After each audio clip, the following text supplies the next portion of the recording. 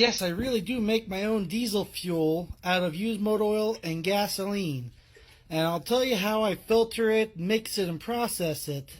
My shed is really dirty right now. It's really messy, but you could deal with it. So I set one of the raw used motor oil totes in my shed. I let it sit between 1 to 2 weeks minimum. That's very important for any water, metal, dirt, carbon, anything like that to settle to the bottom.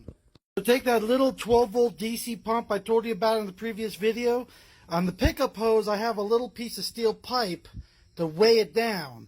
So what I do is I put it all the way to the bottom of the tote. You can feel it when it hits the bottom. Pull it up about 5 inches and then put something heavy to hold it down. Like that. So it doesn't drop down any further down in the tote. I pump it out of my raw motor oil tote through this hose. Make sure you have hose clamps so it doesn't come apart. That's why I had oil mess in here. Into this 25-gallon drum. The hole in the bottom I cut into it. And an old bed sheet with a rat strap holding it off the bottom so it acts as a screen. What happens over time as this gets filled with garbage like hair, dirt, stuff like that, it starts clogging up. And see how it's not draining out of the filter? I'll show you how I clean it so I don't have to change this bed sheet. So this shows you how much crap just the bed sheet filters out. It's like grease.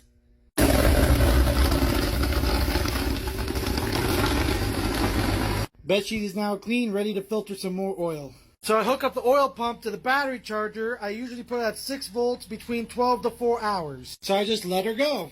Between each session, the oil is going to get higher and higher and higher because the sheet gets more clogged up with dirt. So when it gets up about halfway, stop running oil, clean it out with a wet dry vac, and then start running the pump again. 6 hours, 4 hours, 2 hours, 1 hour, until this gets clogged up again. So you can see how it's filtering through the bed sheet, out the hole I cut in the bottom of the barrel, into the tote. When the tote is full, let it sit for at least 2 weeks for anything that maybe got through to settle to the bottom, just like the raw motor oil tote. After I mix the stale gas I get from the junkyard, the first stage filtered used motor oil, I put the right mixture in the tote. I mix it up with a homemade mixer that I can fit down into the tote to mix the gas and oil. So I use my dipper and I time how long it takes for the fuel to drain through the paint can. So that way I can add more oil or gas to the mix to get the right mixture I want.